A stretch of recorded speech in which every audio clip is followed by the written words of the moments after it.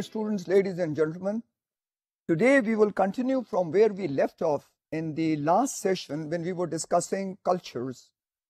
While we were discussing, we had been talking about what is basically culture, and we had suggested that there are beliefs and values and customs and rituals which a particular society agrees upon, and it's a collection of all these and which constitutes a basic cultural framework for a society.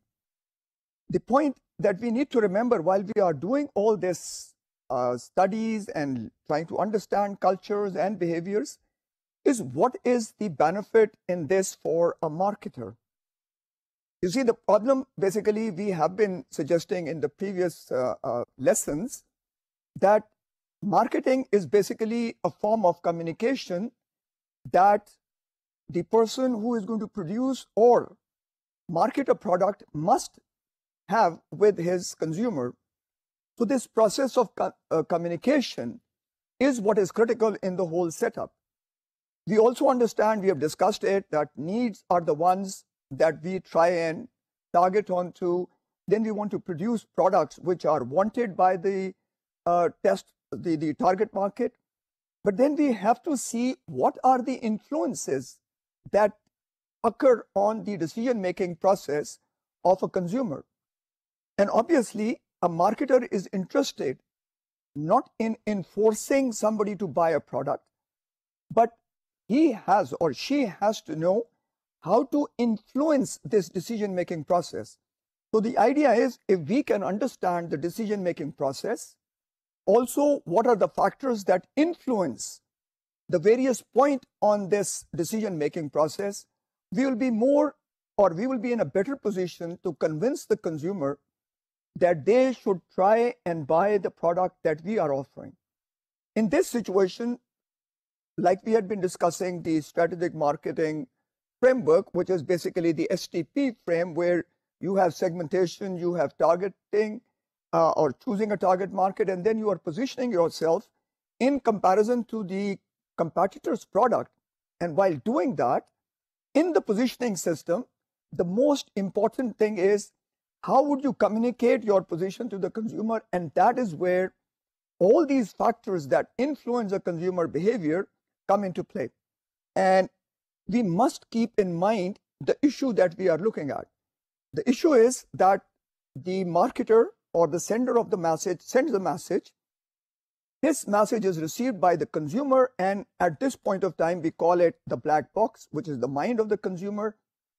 And this message is going to be interpreted by the consumer, the message that has been sent in terms of the product or service that the marketer is trying to offer. When this consumer is going to interpret this message, try to understand what is on offer, he will be influenced by a number of factors. We have already discussed that there are social class factors, there are so many other components, but one of the major components which encapsulates all these other factors in various categories is culture.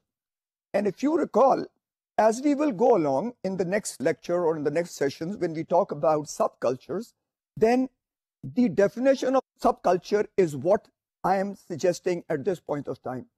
The definition of subculture basically is, which I will be obviously picking up in the next sessions, is that it is a subgroup of the society,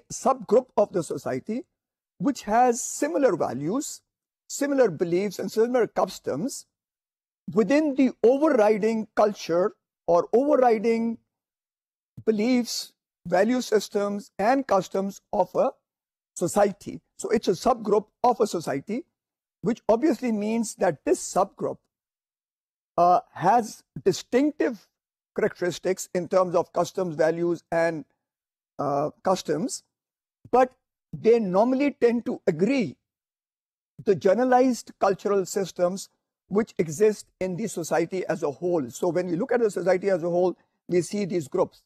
Now, these subgroups can be social groups, they can be age, gender, they can be occupation, and so on and so forth.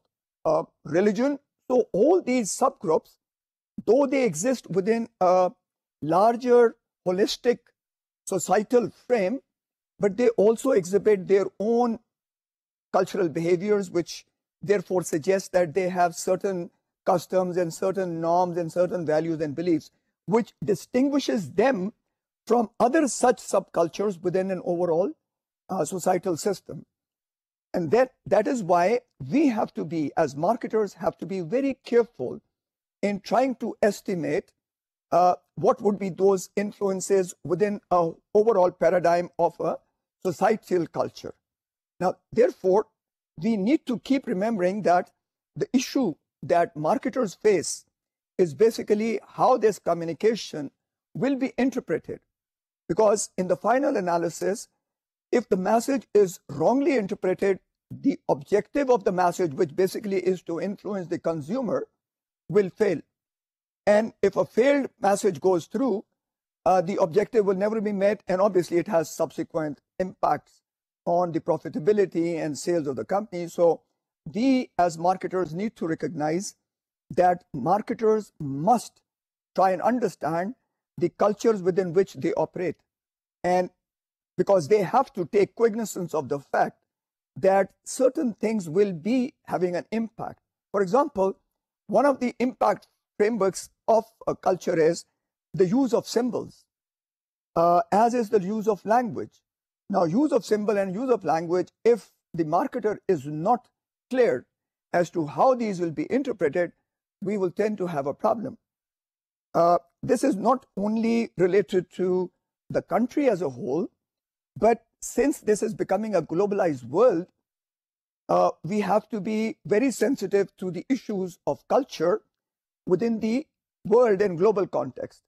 Now, within the global context, which is what we will be obviously studying more subsequently, but at this point of time, the lesson that we are drawing is that culture, the discussion that we have, is not just a discussion. It has got a very significant impact on the way we will be able to market our products, keeping in mind the value system and beliefs. And while we were discussing all this, if you recall, we had suggested that there is a format by which cultures are learned.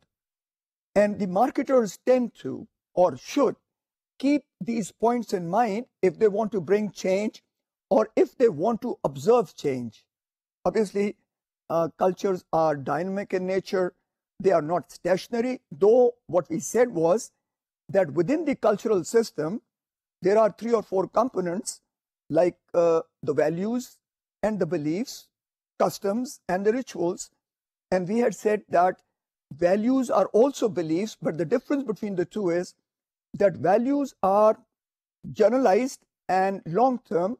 They are difficult to change, where beliefs, they can be made to change in form of the way the marketers want to give an idea. And that example of believing whether the Japanese products are better quality or the South Korean products are better quality, or the Americans or the German quality or the Pakistani or the Indian quality, all these are beliefs which are changeable. However, the concept that quality is important is a value system which is very difficult to change, and therefore we need to be able to understand and distinguish between these two contexts. Now, in the area of learning, because we were talking about how the change comes into position and how marketers use these broad frameworks to bring about change in the consumer thought processes, value systems or belief systems. So the 3 ones are the formal, the informal and the technical. And we talked about that the formal basically relates to the family. And we have been discussing it, that the family, basically, let's say the mother and the father or the elder brothers, they are the major influences in communicating the way culture has been handed down through ages, through lives, and all these have an impact on the future behavior. Similarly, when we have informal people or people who are friends or colleagues or maybe those people who live in the neighborhood, they also have an impact on the way we will learn and we will understand what are the cultural norms, maybe of the subgroup. as we talked about a little while back, that we have to understand that there is a broader conditionality of culture, and then there are subcultures within that.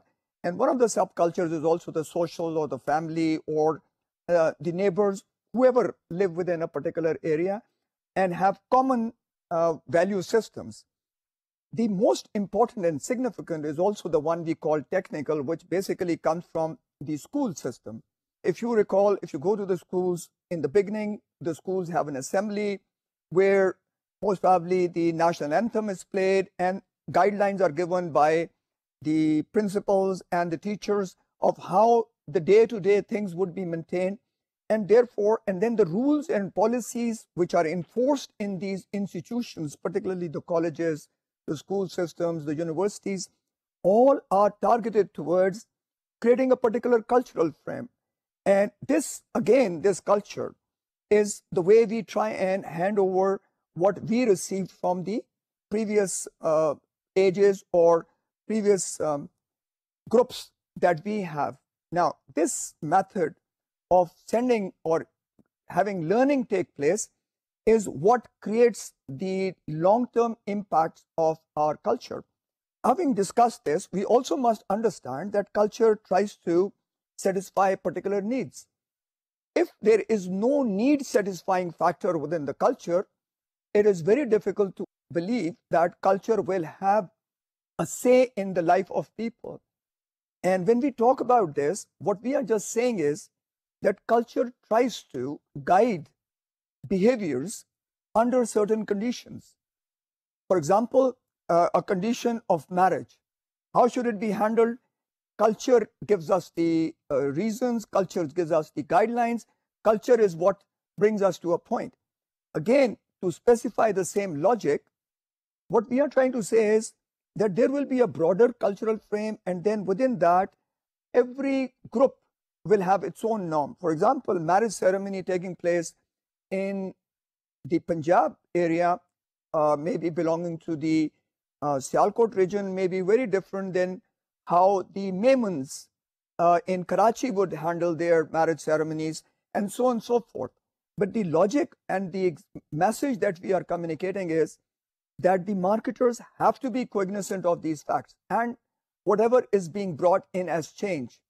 As change takes place, cultures will also evolve, beliefs will change, values will change, and we have a number of examples on this ground. For example, let's look at the women factor in our cultural frame.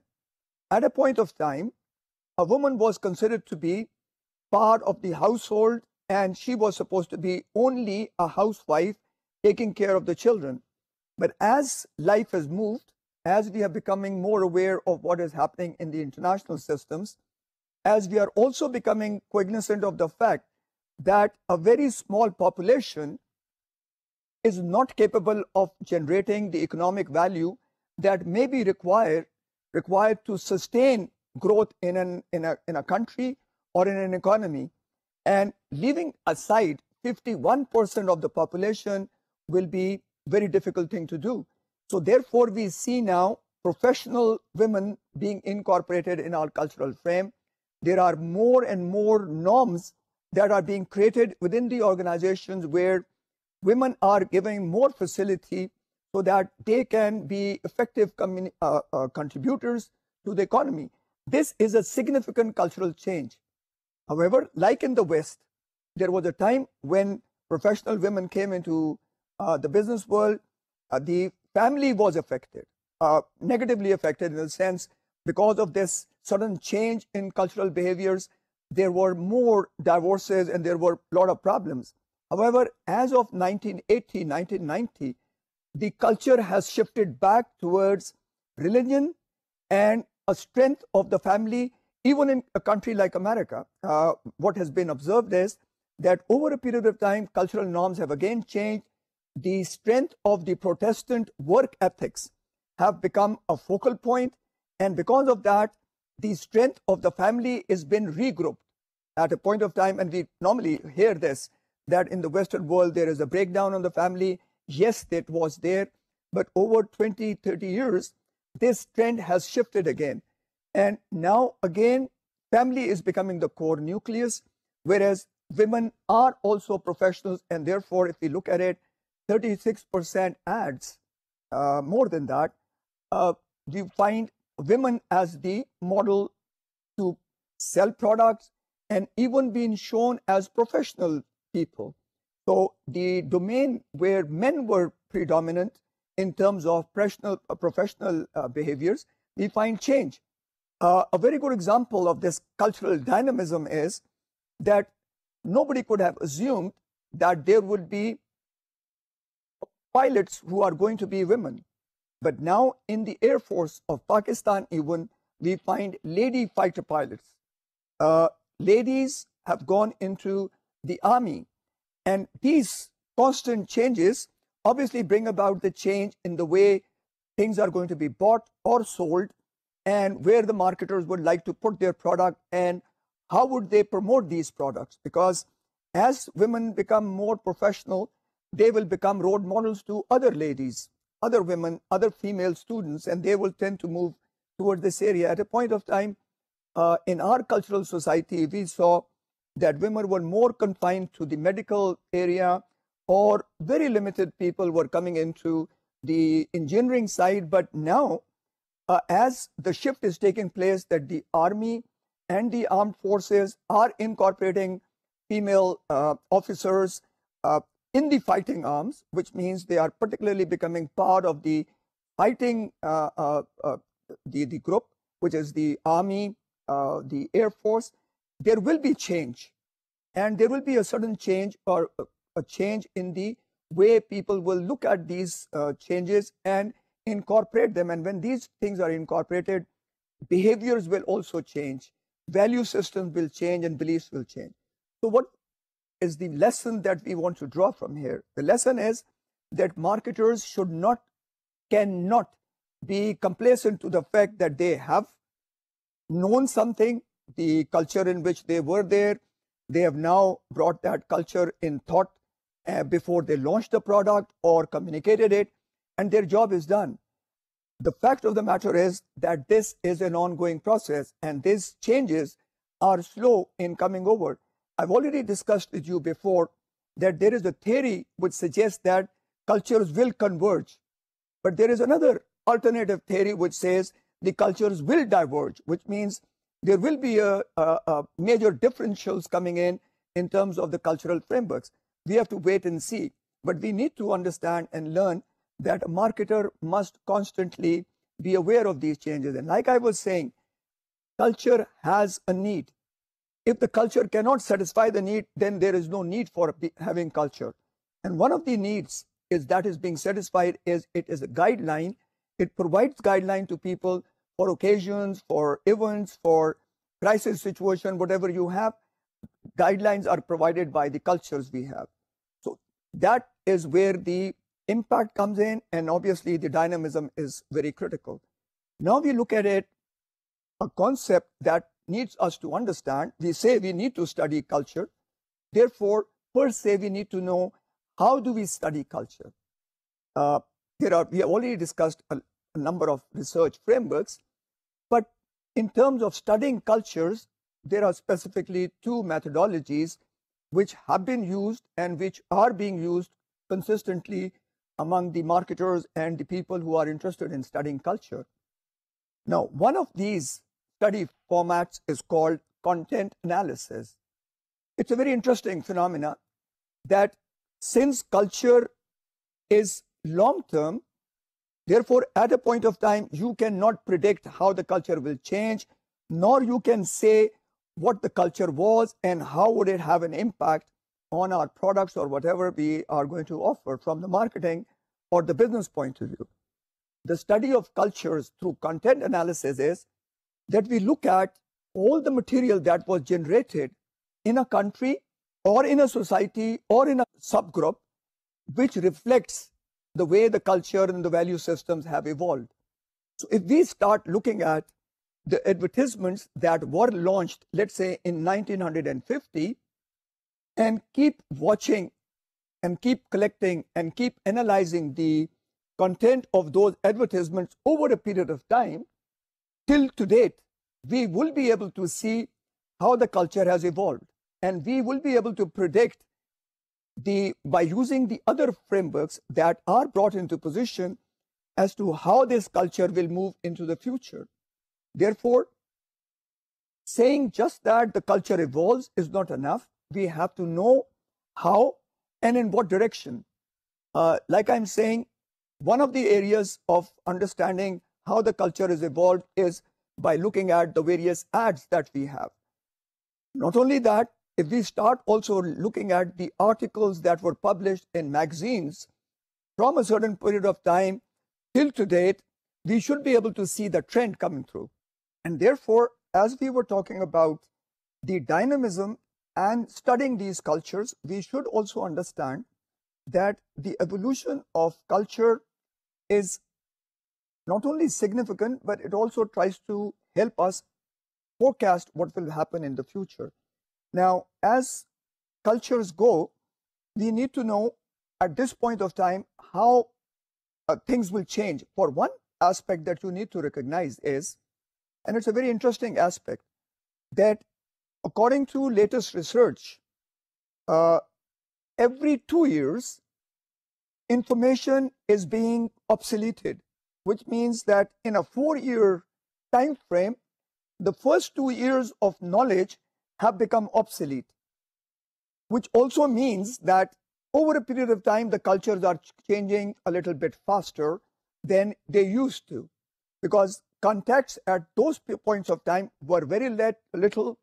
There was very little interaction across the globe. But with this rapid change in the communication system, particularly the use of internet, this has helped us change a lot in terms of bringing new values and new belief systems into position. I recall at a point of time, there was a particular belief that the rocket which goes to the skies most probably is considered to be like an arrow of fire, which is being thrown towards the sky, and the belief was that this is going to reflect the ending of the universe. There is another belief that in 2012, the world may end because the Mayan people who live in the South American jungles, their belief is that in 2012, the world will end. Similarly, in the Muslim world, there was a point when there was a belief that any rocket reflected arrow, and there was an indicator that if arrows are going to go through the skies, that would mean the end of the world. So these beliefs have now changed rapidly because of the fact that we have a lot of communication going on. At a point of time, there was a belief very strong that the earth is stationary and the sun revolves around it. The beliefs have changed. Now, the point that I'm making here is that this change in the knowledge and information has increased manyfold. A small example is that it has been stated that in 1 week, the New York Times publishes so many new materials which has not been done over the 4 years of our lives, which means in 1 week, more new information is being generated than it was in the 4 years in the past. So given all this, the point is that there will be changes.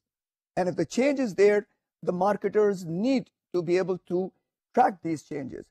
What we have to look at is basically that the age factors and the importance of the life of people which brings about these change are critical for our understanding of how we will be communicating. So we have talked about the dynamism. We have talked about the way these cultures satisfy a need.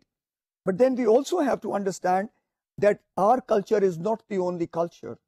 If we talk about the learning of our own culture, we are actually talking about what we call inculturation, which means we are grounding ourselves in our own culture. But when we come in contact with another international culture, then we are in acculturation process, which means we are trying to learn and understand other cultures. And this other cultural frame becomes more significant in terms of globalization. What we have seen now is, particularly, and watch this as a point that I'm making, the influence of cultures have come into position. We know that all products have very little differentiation left. Most of the time, the products compete on technology, and technology is not becoming a very strong competitive position. What is now therefore being done is aesthetics is coming into position. The way a product looks. Now, a good example for this is iPod. Now, music on the mobile phone is a very simple and a very known phenomena. You can have it. The quality of sound would also be more or less the same.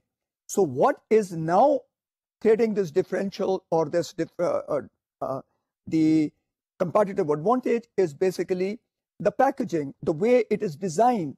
So design is becoming an important factor, and the reason for this design becoming an important factor is that cultures are shifting towards aesthetics. And since aesthetics is becoming an important framework, we need to be able to understand how these aesthetics come into position. And basically, these are all part of a live framework. If we see in magazines and in the articles and whatever we have, we find lists that are given of what is in and what is out of the culture. So we can also see what is hot and what is not hot, or what we call what is cool, as the teenagers normally tend to call things, and what is not cool. So the framework of understanding cultures is through these frameworks, which is basically how we look at the products that we have, the impact that is coming in because of the music, and so on and so forth. But the significance of all this is also in terms of strategic implications. And if you recall that in all strategic analysis that we do, we have something we call the PEST analysis, which is basically the political, economic, social factors, socio-cultural factors, and technological factors, which we try and analyze in terms of their frameworks as they will drive the businesses. So the point of doing PEST analysis is to look at how these frameworks will drive the business into the future. And one of the significant points in this four categorized framework, which is P for political, E for economic, S for social, cultural or socio-cultural framework, and technological frameworks, is only to see how the business will be driven and the business will change into the future.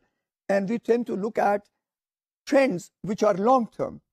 And therefore, we do not look at trends which are short-term, but which we look at in the context of the long-term.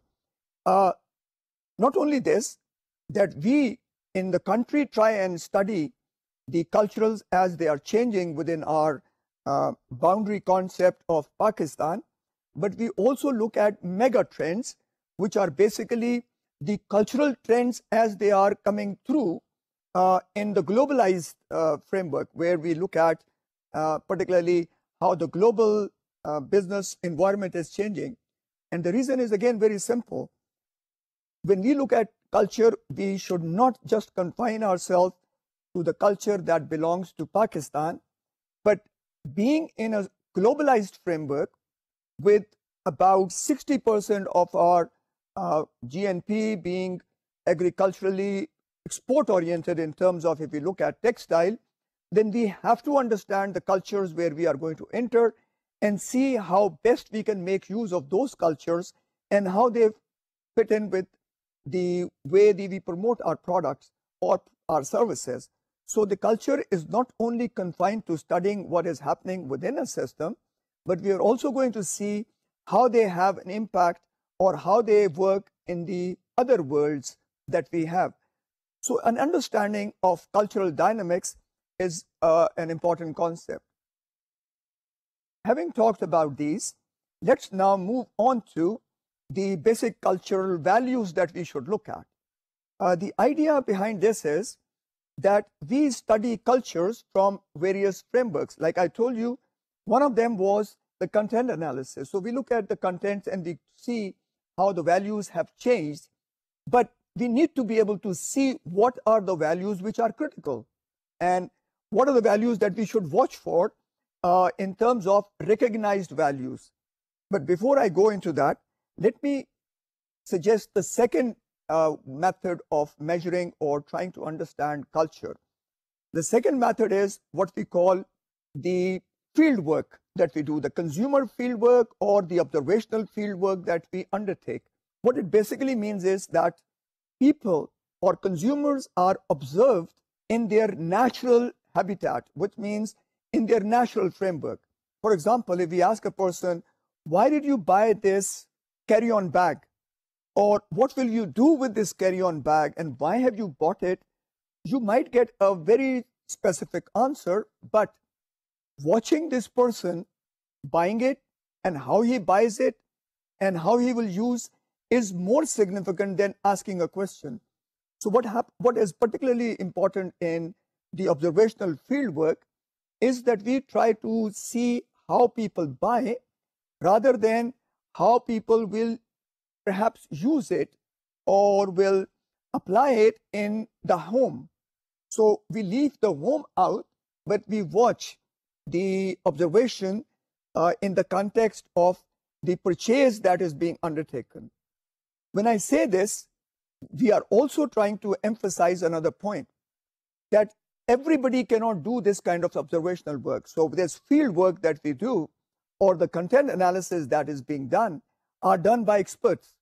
Like I said, there are certain values that have been developed over a period of time which are generalized factors, and then on those factors cultures are studied. So we will be looking at that on a list, but before we do that we also try and understand that these frameworks or these field works that we do are done by experts.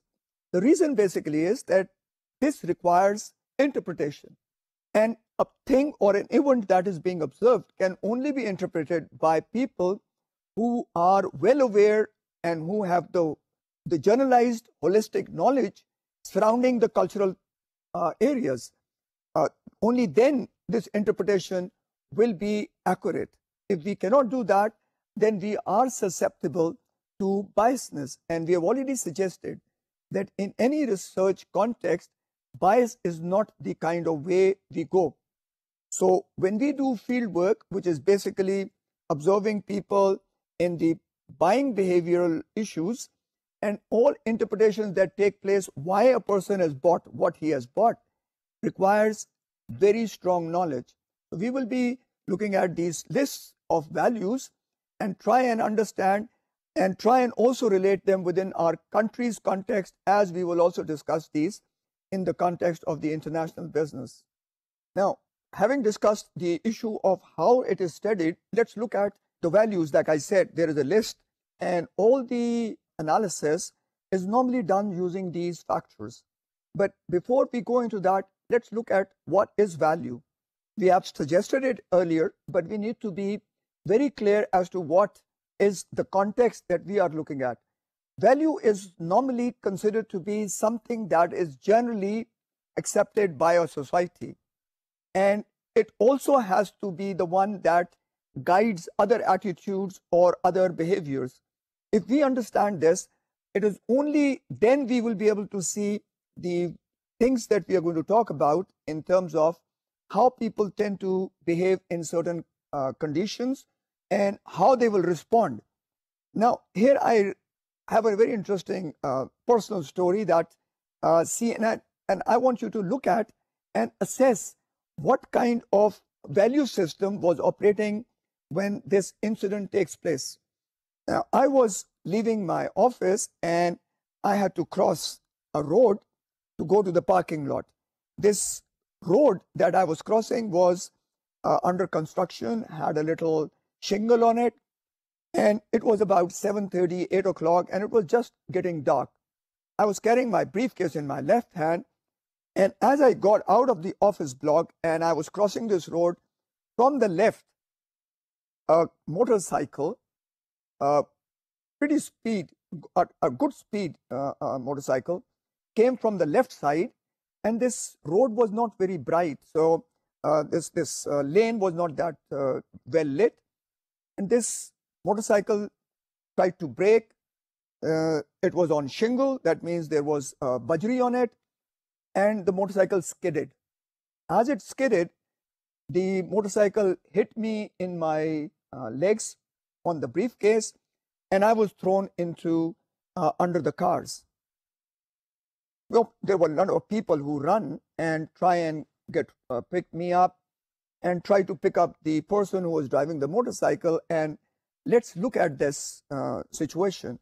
Now, this person was about 14-year-old, less than 14-year-old. That means he was a boy.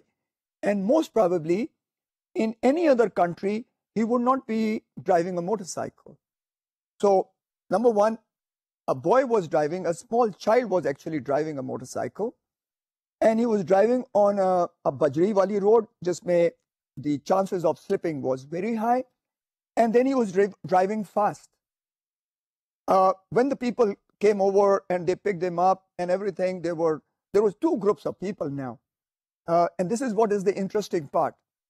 One group of the person or the people were admonishing the motorcyclist because they were saying, tumne galti ki hai, tumhe ye nahi karna chahiye, and so forth. But on the other side, there was this gentleman who came to me and said, Allah ka shukr ada kare, aap bach gaye because kuch bhi ho sakta tha to chhodein ye sabko. Now the question is, why would we have these distinctive behaviors? One group thinks that the boy is in the wrong. This other group of people, 2 or 3, suggested that there was nothing wrong.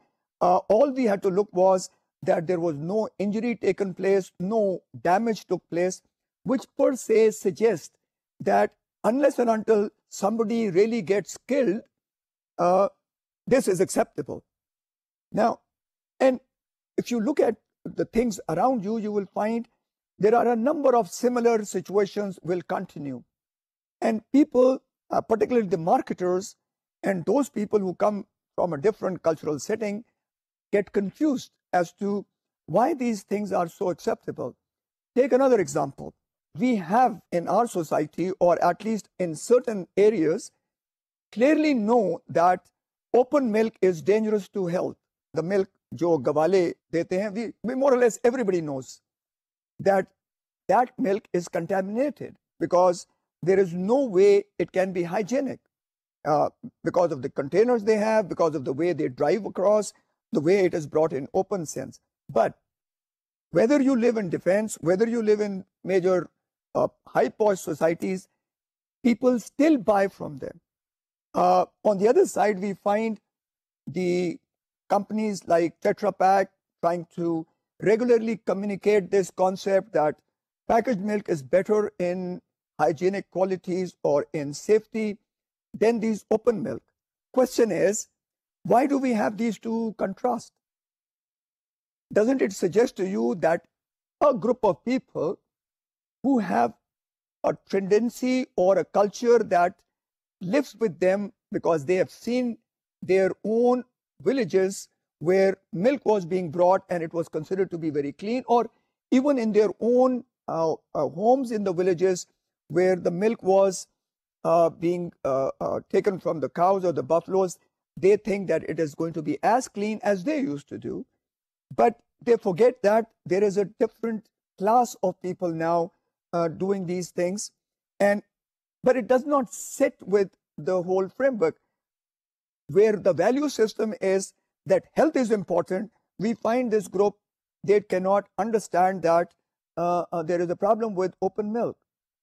Look at also the hospitals that we have, and the same problem seems to be there. A patient is in a terrible situation. He is more or less under very dire conditions, but the people who are supposed to provide service may be having a chat, and to them it is quite normal to see people in this kind of a pain, and therefore the value of life may not be that important. So when we look at these factors and we look at all the list, we come to a conclusion that there has to be some singular framework by which we can study cultures.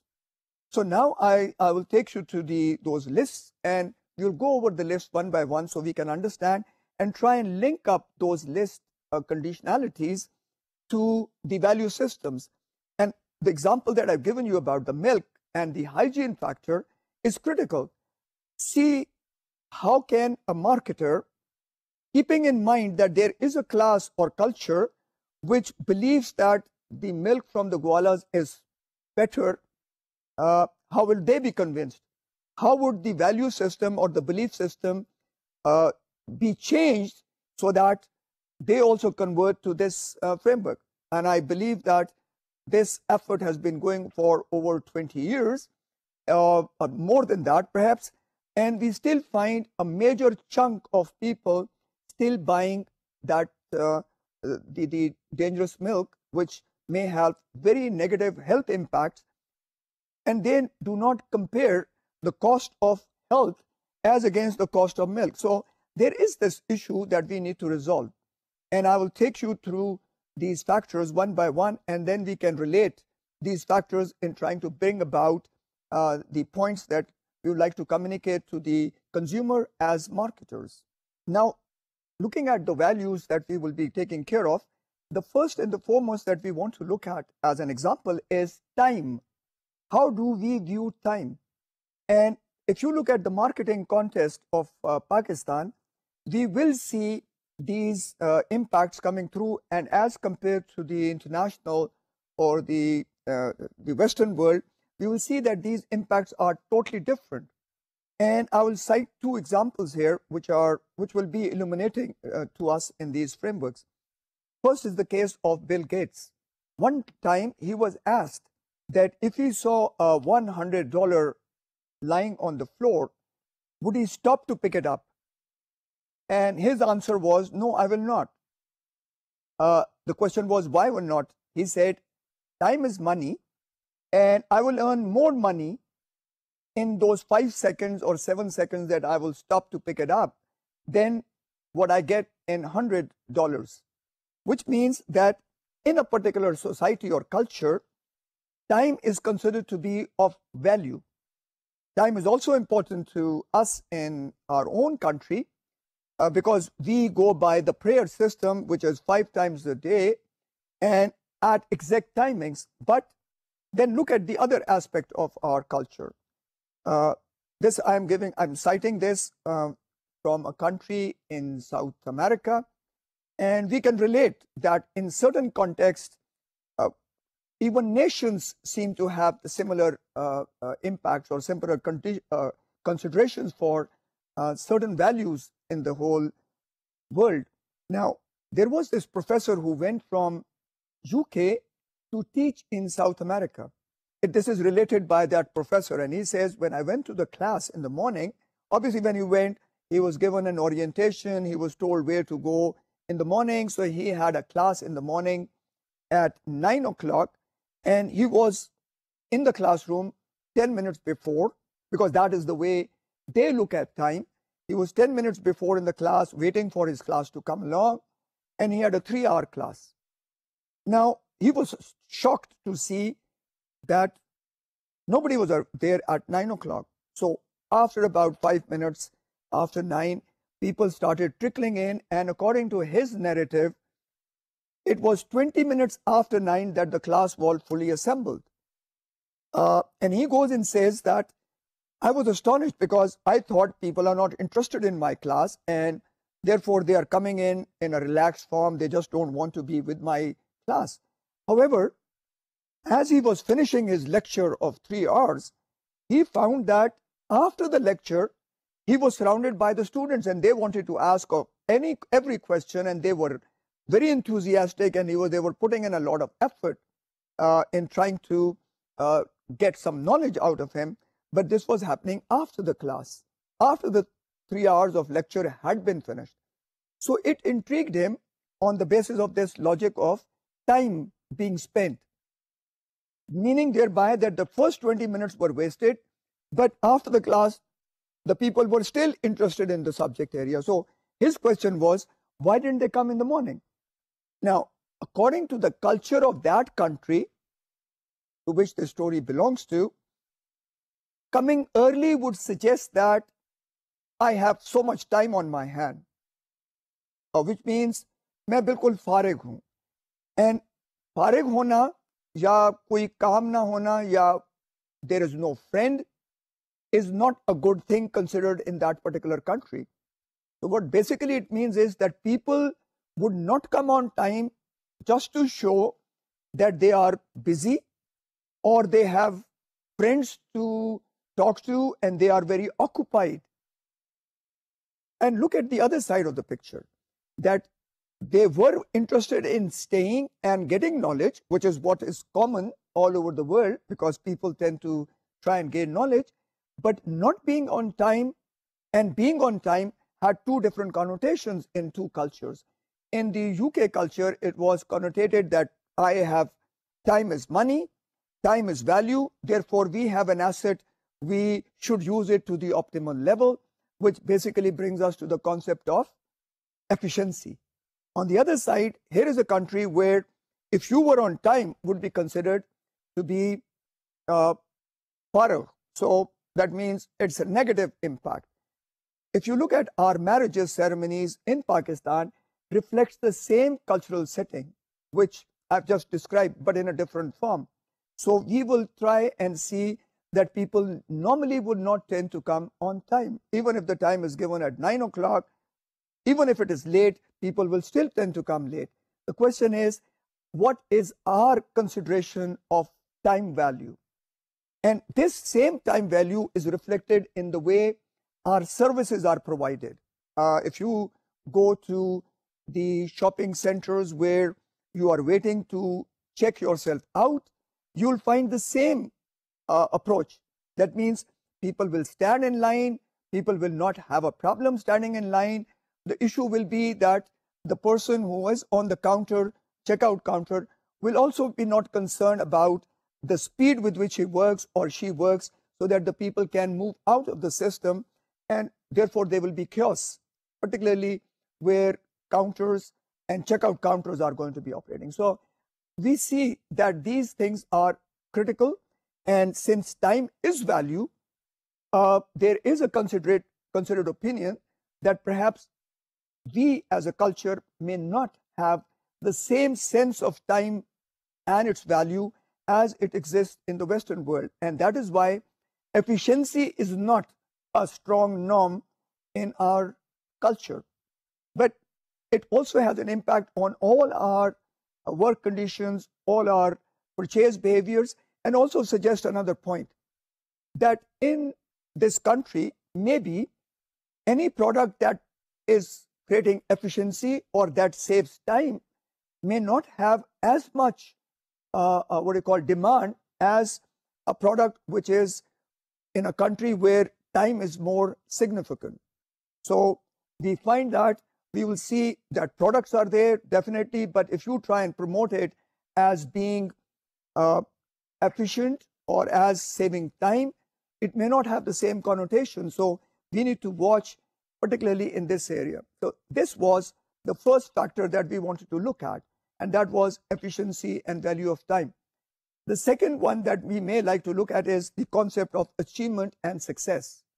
In certain societies, achievement is considered to be the significant goal of economic life, which means unless and until we can show a success in terms of the first salary that we get from the system, we will not consider ourselves to be successful. So there is a sense of accomplishment in achieving goals. We have to see that in the context of various countries that we have and see how people look at this issue of achievement and success. Research suggests that those people, particularly in the Western world, the internet users have two reasons to be on the internet.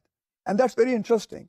They found that in the Western world, most of the time, the significant percentage of people on the internet are actually involved in personal development, which means they are looking at sites, they are checking at websites which offer programs, which offer online learning system. People tend to go to the internet to learn and get knowledge. Whereas on the other hand, it has been seen that in Pakistan, we find that the use of internet or even the mobile phone systems is more inclined to social networking and not so much to gain knowledge. This is a very significant factor that, and we can see that in all our advertisement related to the mobile usage. We even find now competition taking place on who is the best chatter on the mobile system and how fast can you send a SMS. So our competition, or sorry, our advertising reflects the cultures we have. We are more social networking type of people, whereas another country might be using the same facility to gain knowledge, to secure their personal development. Again, therefore, the issue would be, how do we view success and achievement? A strange story that came to my knowledge was that in a school, in a private school in Pakistan, particularly in Lahore, two groups of people or two groups of students in the A levels had a clash. And how did they resolve the clash is by noting how many people were there on their contact list in the mobile phone. So when these two groups had this little bit of a tussle, the way this tussle was settled was by one group saying, well, I have these many number of contacts in my mobile phone, and the second group said, oh, I have these many number of contacts in my mobile group. So the one which had more was considered to be successful. Again, the logic of what is considered to be success is a value system that belongs to a country. So maybe in a country, success may be how many people you know. In another country, success might be the kind of job you have, or the kind of pay you get, or the kind of education level that you have achieved. So these contrasts are very significant in terms of our cultural frames. Now, a third factor that we would like to be interested in is individualism. This individualism concept as against collectivism is a very important framework, particularly from the point of view of business. A small example to set this distinction. For example, if somebody was to, there is a work done and you have to praise somebody and you have to show that a group has achieved a goal, or a goal was set and a team was put into position. Let's say among that team, one person stood out as the critical person who helped achieve the goal. In the Western world, that person will be acknowledged, but in the Eastern context, it will be more significant if you praise the whole group. Particularly in China and Japan, this will be the norm. At this point of time, I'm coming to the end of the session. We will be looking at the various core values under which study of cultures take place. We will continue with the subcultures, and in that subcultural context, we will take you to a place where we will be demonstrating actual subcultures operating, and there will be a little bit of a presentation on how these subcultures obtain, but this we will do in the next lecture. So at this point of time, I'll conclude my lecture and then inshallah see you in the next session. Thank you and Allah Hafiz.